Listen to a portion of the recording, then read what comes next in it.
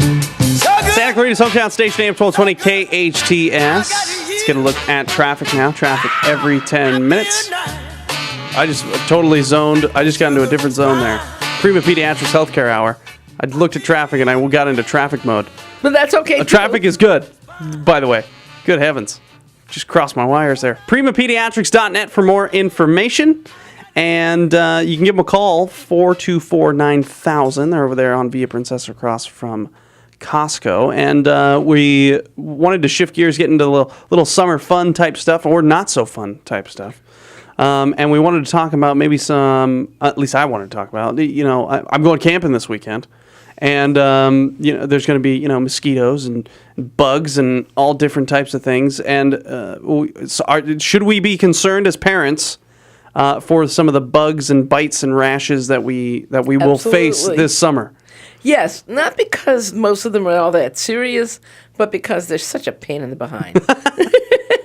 I mean, let's face it, your kid gets covered with insect and mosquito bites, and they're crying, and they're miserable, and they're itchy, and of course that means you're not sleeping tonight. Yeah. So, yeah. And also, the more bites a kid gets, the more likely they are to get infected, especially if you're camping. Because we're not talking about clean living here. Yeah, We're talking about dirt and more dirt and more dirt, which isn't bad. I'm excited, by the way. Yeah. It's not bad. It's actually really good for kids' immune systems to be exposed to all that dirt because it actually builds their immunity. So, this business of being super cleanly and all so that. roll my children in the dirt while I'm camping. Got it. Oh, absolutely, yeah. And then when you get home, you just take them out on the porch and spray them down. Just spray them down, yeah. Okay, at what point do we need to worry? Like, will we be able to tell a difference between like a regular bite or something more serious? Is there going to be more swelling? Generally speaking, yes. Yeah, there is. Now, first of all, the first thing we have to talk about is prevention. Oh, that's a good idea. Let's do that. So, you don't want your kids to get the insect bites if you can avoid it. So during the middle of the day, it's a little bit less of an issue. But in addition to your sunscreen, which you always have to have on your kid, got it. In addition, you should put some kind of insect repellent on. Okay, now, if the kids are over 4 or 5, things like off, that kind of stuff, works beautifully. But if it's a youngster, if it's a toddler, on those kids, some of the things like off have got some toxicity to them. Okay. So what you want to use, believe it or not, is the old-fashioned citronella. Oh, okay. And it works beautifully. The one thing I can think of, and this is not an advertisement for Avon. I am not an Avon lady. However, the Avon Skin So Soft is one of the best insect repellents for young kids. Avon Skin So Soft. Okay. Yep. Go to your Avon lady. Yeah. Thank you, Avon. Yeah. Anyway, but... checks in the mail, I'm sure. Yeah, I'm sure. Yeah. Right. I wish. But they contain citronella. Okay. So, yeah, you need to do that. And especially important is when it gets towards evening, sometime after 4 or 5, as it gets a little bit, less sunlight and so forth, the insects come out in multiples. Yeah. So that's when you got to make sure your kid has, even if it's hot, they still have to be in lightweight but long sleeves and pants. Gotcha. And then you got to spray the off or the insect repellent or the Avon Skin So Soft around their hands and feet and ankles and wrists. And definitely don't forget about the ears and the face and the neck. And the neck, and even the scalp. Forget about it. Oh, yeah? Yeah. Oh, okay. Noted. So, make them wear a hat. I mean, you have to have them wear a hat during the day if you're hiking and running around in the sun. But at night, you got to stay covered. What about the citronella candles? Do those even work? They do work a little bit. Citronella candles are not a bad choice if you're going more natural. Then, of course, if you really want to go high tech, you get one of those bug zappers. Yeah, well, yeah, that's one. So that helps a little bit too. But the important thing here is preventative. Now, let's say your kid gets a bite anyhow, and of course they will. Yeah. So what are the bites we worry about? Okay, well, first of all, there's things like mosquito and chigger bites and that kind of thing. The itchies, the black flies are nasty. Okay. And they raise up welts and they itch. Now, why does one kid sitting in the same place with the same number of bugs end up with these huge welts and these horrible, miserable itchies, and another one doesn't? Because some kids are more allergic than others to insect bites. Okay. So if your kid happens to be one of those folks, then, be prepared. So if you're going camping, take the stuff with you that you know is going to help. First of all, if a kid really gets swollen bites and is just miserable, in addition to using topical stuff, you should be giving them some Benadryl. If they sleep, they sleep. Who cares? But let them have some antihistamine, and Benadryl is one of the best antihistamines for itching, without a doubt. And you can get it over the counter. So it's okay to go. I was always worried about this because my son had an allergic reaction to some sort of nut, and I think it was pistachios. Yeah. And he broke out in a little rash. And I think we called a nurse, and they said doing it on the, because we had a Benadryl ointment that we put on him. And then they were like, oh, but if you use the Benadryl ointment, you can't give them oral Benadryl, stuff. and that's correct. You know why? Okay. I do not know why. The reason is because kids' skin is not nearly as tough as we are. Okay. And even adults can get it, but some of the Benadryl in the ointment will actually get absorbed into the body. And then if you give them an oral Benadryl dose, you could overdose them. That's bad. Okay. So you don't want to do both. So you got it one or the other. Gotcha. Now, the other thing is there's more than just Benadryl you can use topically. Because the issue here, and I tend to not use the topical Benadryl cream or ointment because I want to be able to give it to them by mouth. Uh-huh. So what I will use is something that has a topical local anesthetic cream in it instead. Things like, let's see, there's antipyrine, which is one of the local anesthetics. You can get all of these, or just get solar cane spray. You remember solar cane from the old days? No, I wasn't around in the old days, I don't think. Solar cane is a topical anesthetic coolant spray that you use for sunburns. Oh, it okay. Works great. Okay. So aloe vera? What about aloe vera? Aloe vera is fabulous. Okay. Aloe vera actually does have healing properties. It does reduce the amount of swelling. Oh, okay. So you can use, and if you didn't bring any with you, if you find an aloe vera plant, you just cut break it that open baby and open. you take the sap and run it up on top. Yes. It works great. Okay. We need to take a break because we got to take our final break, and then we'll wrap things up. We'll talk more treatments and maybe some of the stuff that we should definitely worry about. Okay. And we'll talk about that after the break. This is Prima Pediatrics Healthcare Hour, AM 1220 KHTS. Shopping. AM 1220 KHTS, your hometown station. This is the Prima Pediatrics Healthcare Hour on AM 1220 KHTS. PrimaPediatrics.net for more information. We were talking about summer bites and rashes.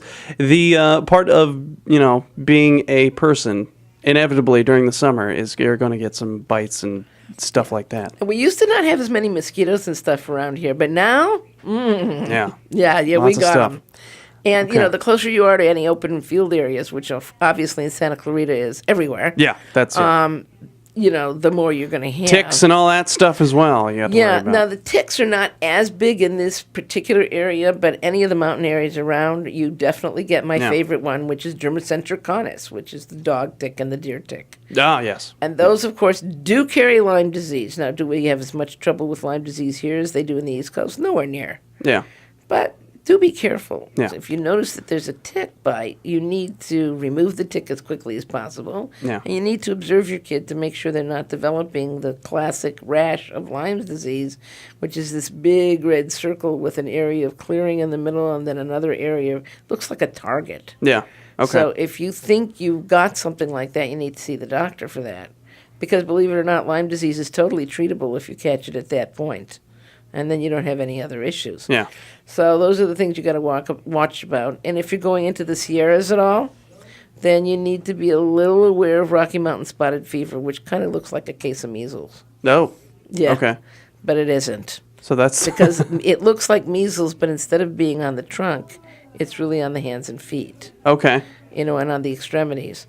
And then, of course, my favorite rash of the summer, which everybody gets in the summer, is hand, foot, and mouth. I love that one. That's one of my favorites. I feel like you're the only person on earth that likes that. I have a friend that her family just bounced around her entire family, and she was not a big fan of that. Oh, well, I've had it, and it's no fun, but... Medically, from a medical perspective, you love it. Well, because everybody says, hoof and mouth? My kid's got hoof and mouth disease? No, it's hand, foot, and mouth.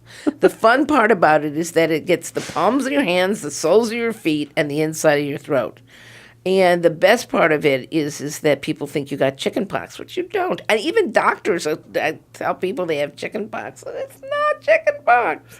It's hand, foot, and mouth. It's going to go away. Chill out, folks. But the even better part about it is that the virus that causes hand, foot, and mouth is called Coxsackie A16. Now, isn't that a weird name, Coxsackie? It's from the town of Coxsackie, which is where, in New York, which is where it was first described. I just love weird names. What can I tell you? Okay, so those are some of the ones to look out for. What like type of bites that we should look out for?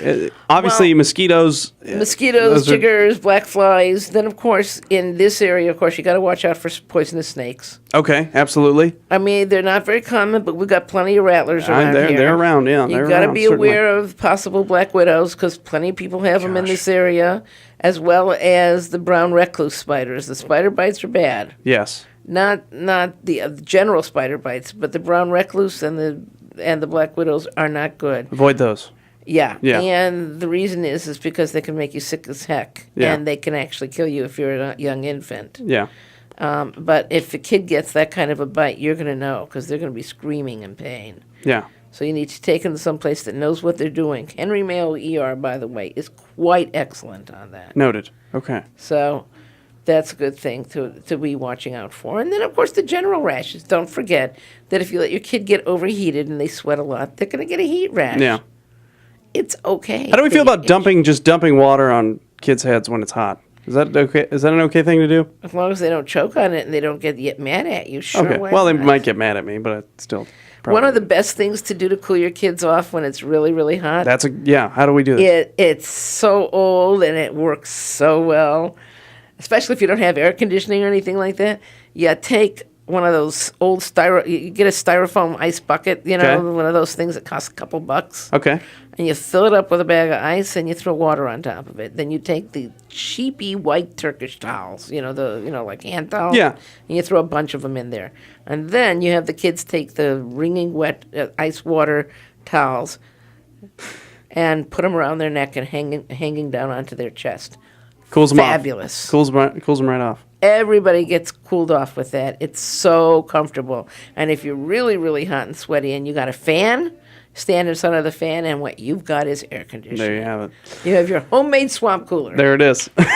So we went over. We had a myriad of things we went over. Your bike ride next week. We only have about a minute left. Right. Your bike ride next week. You can still go to Bike for Kids. Is that what it is? Bike for Friendship. Bikeforfriendship.org, and you can go donate to Dr. Feldman's cause there. Still Yes. time to donate. And we talked about some of the ugly stuff happening in the world. Yeah, And and then- the things that we can do to at least help ameliorate it. Yeah, and then we ended with a little summer fun. Summer fun is Slash the best worries. part. Yes. So, I'm sure I'm going to have insect bites at the end of my ride next week. Yep. So But that's cool. Get your bug spray out. That's right. Get your Bug bug spray. spray, and don't forget about sunburns. Absolutely. Don't let your kid get sunburned, and if they do, regardless, then you need to make sure Do that it. they get it covered, and you use sprays and coolants. And ice, by the way, is great for all kinds of bites and sunburn. Excellent. This has been the Prima Pediatrics Healthcare Hour on AM 1220 KHTS. Appreciate you, Doc, and we'll see you next time.